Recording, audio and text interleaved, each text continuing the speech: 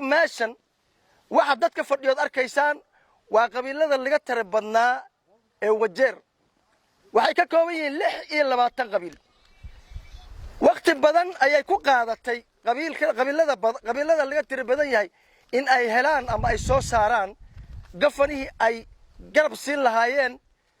oo ayaga maslaxadooda ka talin lahaa maanta meesha waxa iskugu imaaday minority and marginalized community ama qabiilada laga tir badan yahay oo waxba ka maqneen waxayna soo saareen sida aad ku maqlayseen waxay soo saareen hal qowl ku soo saareen sida aan ingiriisku ku akhriyay in labadii gafanaa ee ka horeysay labadii gafanaa oo horeysay oo dawladda wajeer gafanaa ka ahayd in ay xuquuqda iyo xaqqa ay minority lahayd inkiraan ay u diideen minority inay siiyaan laba markii ay taas arkeen waxay raadiyeen minority in ay raadiyaan nin muslim ah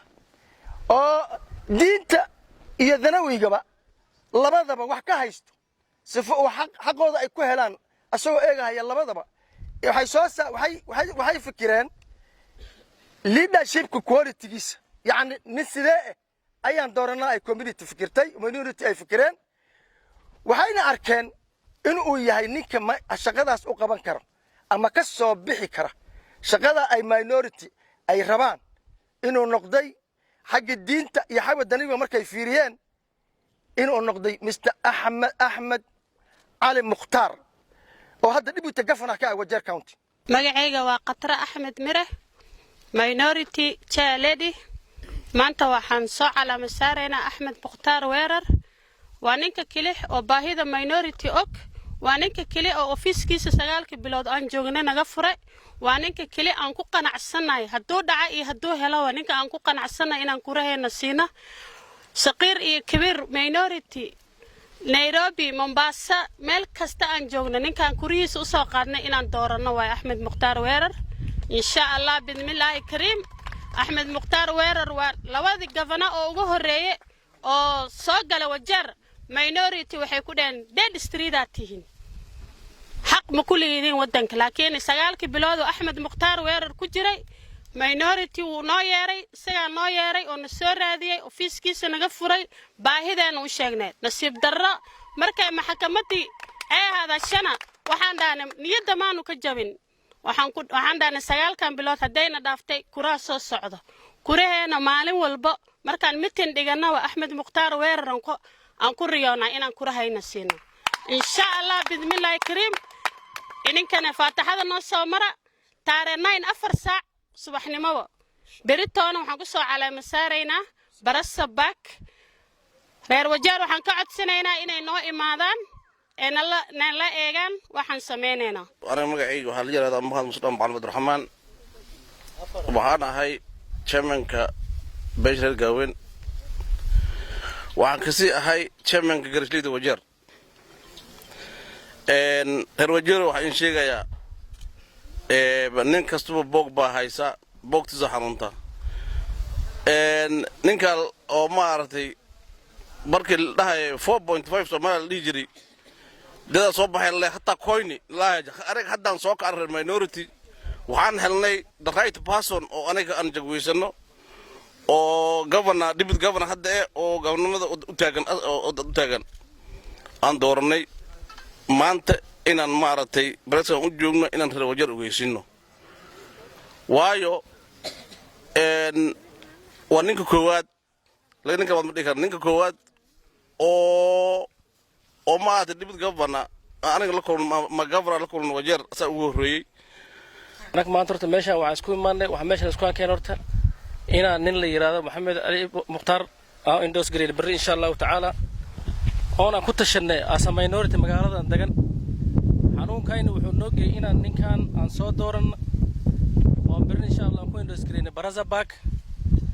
maanta farax miyata hadal ajila faraxta ma hadal karo maxay leeyahay 10 sano ayaan barnaan ku xirneen 9 bilood oo governor hay 9 bilood oo indha noo furto indi asag noo furay aan ku daba dhacnay hadda la fadhina waxaana ilaahay ugu bareeyna insha Allah ta'ala wada jir anakoo minority magaaladan joog sidaas indhan oo fur asagana ilaahay u fudeeyo waana ku daba taxannay ilaahay u barayna inuu soo gala insha Allah ta'ala bari endorsement waxaan rabnaa wixii magaalada wajeer deganaa meesha isku imaana anikan gacan wada siin insha Allah ta'ala aan isukun sheego waxa la yiraahdaa Cabdikariim Xaaji waxaan ahay afhayeenka minority danta halkaan isukayna keentay ma aha mid shalay ama xalay nagu dhalatay waa mid cabaar aan soo wadnay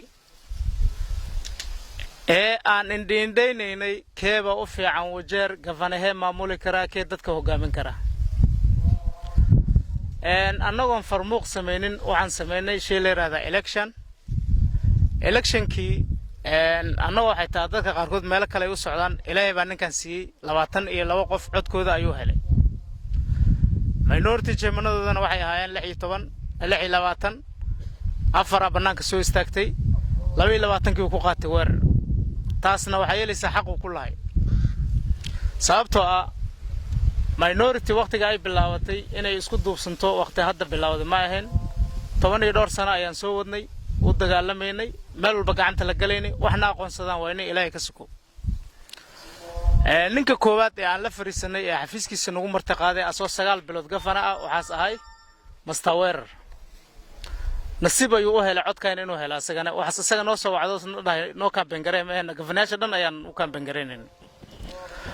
taas waa nasiibkiisa annagana waxaan leenahay ilaahay hogaamiye fiican ee ummadda muslimiinta ee reer wajeer isku dhaqo nabadgelyana u keeno si saxan u maamulo ilaahay ka dhigo siiska minority ambaye adana dadka magaalada oo ku dhalnay oo leh minority waxa go'aan soo gaarnay aan isku fiirinay marka xaqudayni oo maartay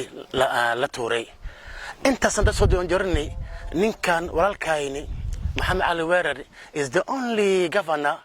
of bilka minority dhaxdhigay baarlamaanka first way. Second point is the only man who remembered us ninkan xasuustay minority ahaan xafiisna qaabil ibkay noo sheegtay the only one inta soo doornay marka when it comes to Kenya constitution in minority system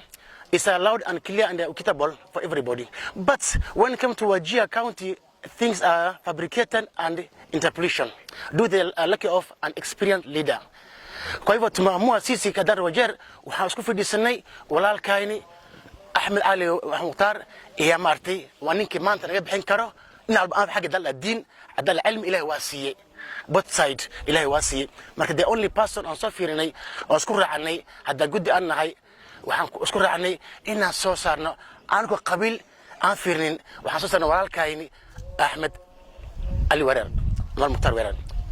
ala kulli xaal tunaomba ndugu zangu kwa hayo watu asku manna bari hadii la miraado ana shaqa idibto agina xasankiya la ana xasan fara bishartu xasankiya la shaqa idibtan shaqada waxay idibtay waxayna waata how many years we taking hand out but this round we said no hand out we want a job the only person can lead us kwa hajihaki ni Ahmed Ali Mukhtar inshallah thank you very much hogaanki minority-ga iyo annaka on behalf oo dawladdan aad hoggaan u yahay Axmed waxaan horta mahad u celinaynaa ilaahay ka bacdi waxaan mahad idinku celinaynaa sida u gurmateen ood maaragtay cadaaladii meeshii ay jirtay aad u kasteen marka annaga waxaan idinka ballan qaadaynaa haddii ilaahay yidhaaha in cadaaladii aad doonaysaan aan keenna aan noqonno dad xaq iyo muslimnimo iyo cadaalad ku fadhiyo oo ku maamulaya Wajeer haddii cadaalad la keeno waxaan malaynaa dhibka hadda aad sheeganaysiin inay imaanayn marka Axmed waxa waay nin oo 9 bilood deputy governor ahay waa nin governor ahay waa nin fahansan dhibka iyo dheefta waddankan ku jiro oona maaragtay u baahan ama ka fahansan baahida balaarsan oo reer Wajeer oo qabiil walba aad ku jiro marka maamulaadii waxaan malaynaa sida hadii asaga idin gartay asagoo xafiis 9 bilood ku jiro hadda asagoo 5 sano ku jiro waxaan malaynaa in aad faa'iido weyn ay ka imaan doonto annakana haddii aan nahay aniga deputy-giisi iyo odayaalkii la taliya noqon doono in aan amuurta idad aan xoog saarna si minority ama qabiilada laga badan yahay aan looga badnaanin xagga xaqa waxaan aad iyo aad ugu mahadnaqaynaa walaalaheena jeemeenada 26 fariistay shalay gaaray go'aan in ay maanta doorashadan dhacayso taariikh 9 bisha 8 2022 ay garabna siiyaan aad iyo aad baan ugu mahadnaqaynaa runtii waa arrin aan filayna maadaama aan intii aan joognay countiga aan xiriir badan la sameeyay walaalaha wixii ay naga codsadeenna aan tusinay in aan diyaar u nahay inaan wax ka qabano waxaan u sheegaynaa insha Allah